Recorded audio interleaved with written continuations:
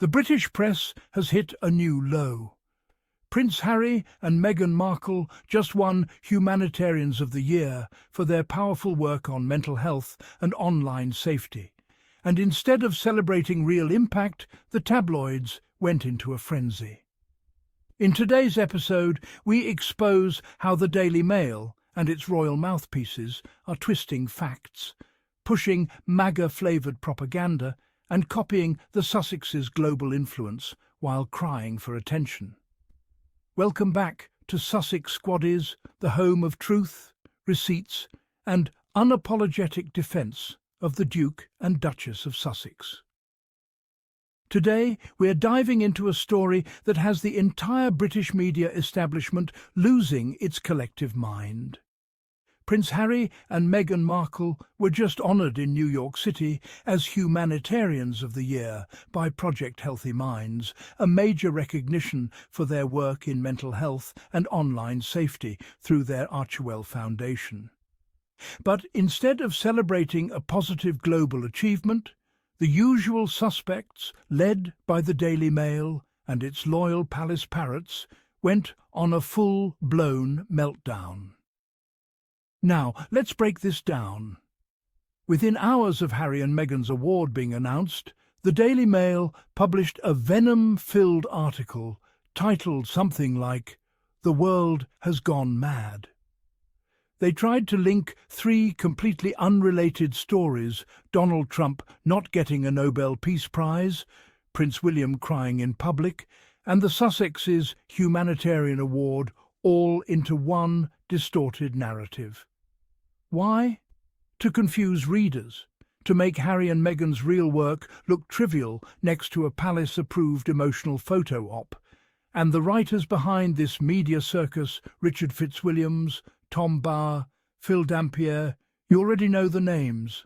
They're not analysts, they're royal gossip freelancers feeding on Harry's name like parasites. Without the Sussexes, they have no careers.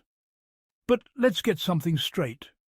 The Mail isn't just a media outlet here, it's a defendant in court. Remember? Meghan won her privacy and copyright case against them in 2021. Harry's phone-hacking lawsuit is headed to trial in January.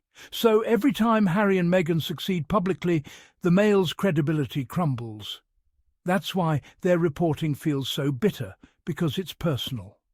Every global award for the Sussexes is another legal defeat for the tabloids at home. And did you see that ridiculous poll the Mail cited? They claimed 97% of readers said Harry and Meghan didn't deserve the award. Really? 97%? Of who verified readers or bot accounts from hate forums? Because that poll wasn't moderated, verified, or even transparent. It was open to trolls and hate groups that swarm every Sussex-related article. Then they reported that fake number as fact.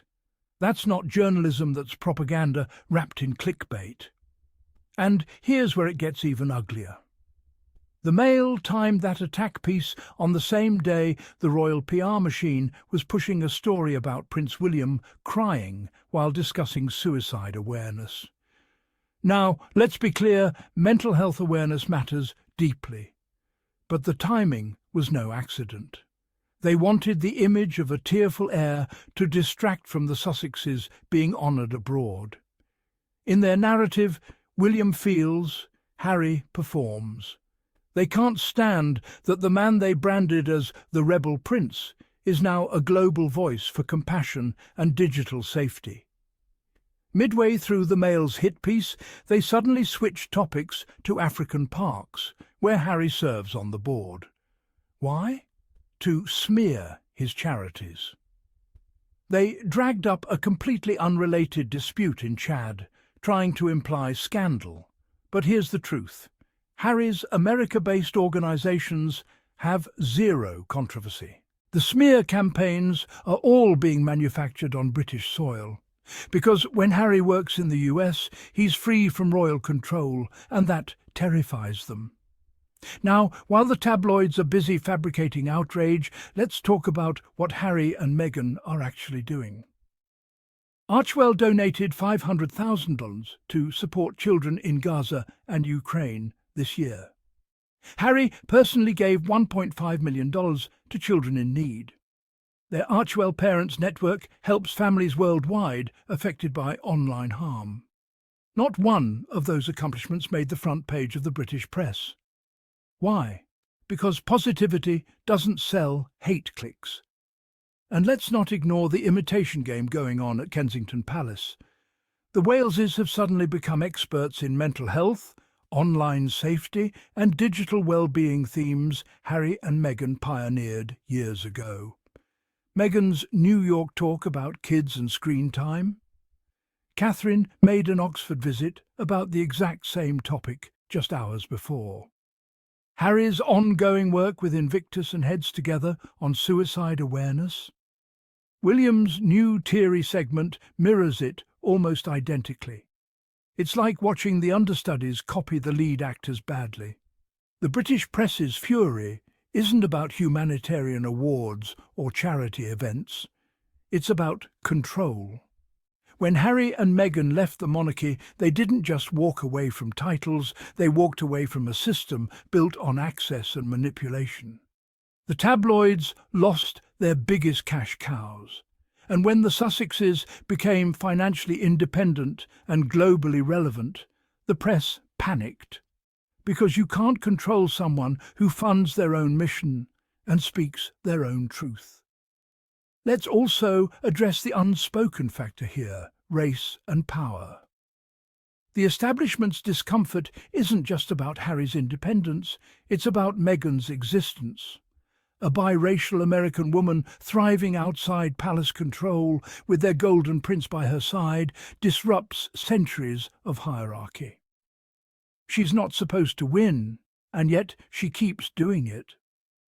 Every award, every standing ovation, every successful initiative is a reminder that the monarchy's old playbook is outdated.